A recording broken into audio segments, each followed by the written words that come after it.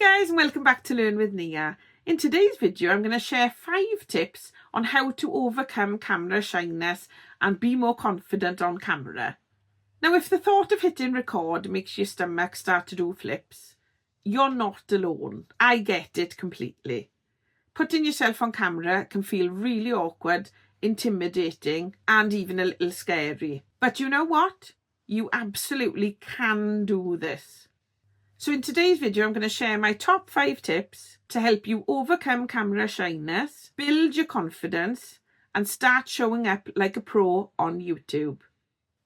So tip number 1, practice, practice, practice. Now it may seem obvious, but just as in that saying, practice does make perfect. Nobody wakes up one day and feels 100% confident on camera. Even the most successful YouTubers started out feeling awkward. So what's the trick to this? Get comfortable seeing yourself on screen. Now some of us hate our voices, some of us hate our accents, some of us hate the way we look. But we can't let that stop us doing what we really want to do.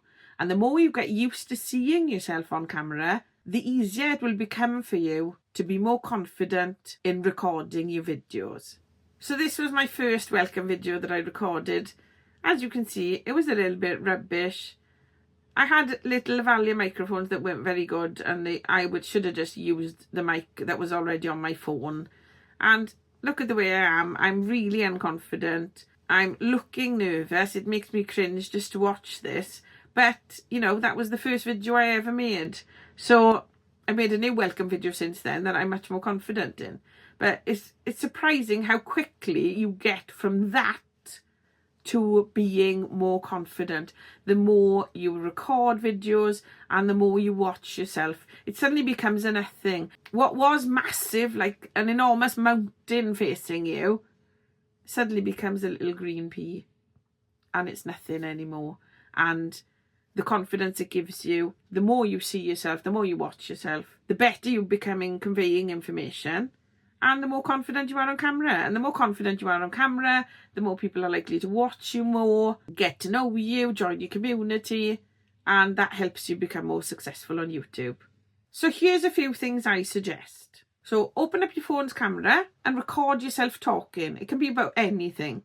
And then watch it back, even if it makes you cringe. And do this every day for a whole week. So 7 days, every day of the week, record one video and watch it back. By the end of the week, I promise it won't feel so bad anymore and you will start feeling more natural in front of the camera. So give this a go and let me know in the comments below how you're getting on with this. Okay, tip number 2. Talk to the camera like it's a friend. So one of the biggest mind shifts I made was to stop thinking of the camera as a camera and instead of that pretend I'm sitting here talking to a friend, which if you've watched any of my other videos I hope you are by now. So just imagine your best friend, someone who always supports you in whatever you do. Now picture them right behind that lens and talk as if you're having a casual chat over coffee. This can make such a difference. So you're not talking to your phone, you're not talking to your camera, you're talking to your best friend. Tip number 3. Plan your talking points, but don't over-script. So one thing that really helped me was having a list of talking points, like little bullet points, instead of a word-for-word script. So if you script every single word, it might come across as being really robotic and fake. So instead, you can just write down in bullet points your key points that you're going to talk about, a few words or maybe terms that you want to include so that you don't completely forget what you want to say, and any stats or important info, that kind of thing. Put it in little bullet points. And what I like to do is talk around those bullet points. I'll have a little glance at the screen, just like that. And then I know what the next bullet point I want to talk about is. This way you come across more natural. It creates more of a connection between you and the audience because it's coming across naturally and you're showing a bit of your personality as well. So I would definitely say use bullet points and talk around them if you can. Some people find this too difficult and they'd rather just script the whole video, in which case that's fine, okay? There's nothing wrong with doing that at all. But if you can, talking around bullet points just comes across better and it's more like you're just having a chat with your friend. Tip number 4. Focus on helping and not perfection. So here's a little secret. Nobody expects perfection. They just want to see you. Your viewers care what your content is and what you've got to say, not if you say it perfectly. So instead of worrying about how you look or sound, just focus on helping your audience. You can ask yourself this: even if one person finds my video helpful today, is that worth it? Is it worth making this video if only one person sees it and finds it helpful? And my answer to that is yes. Even if it's just one person who sees your video and watches it and gets some tips or advice from it, then it's 100% worth it. So all you need to do is show up, be yourself, and trust that your content and your advice, tips, help, whatever you're doing, matters to someone.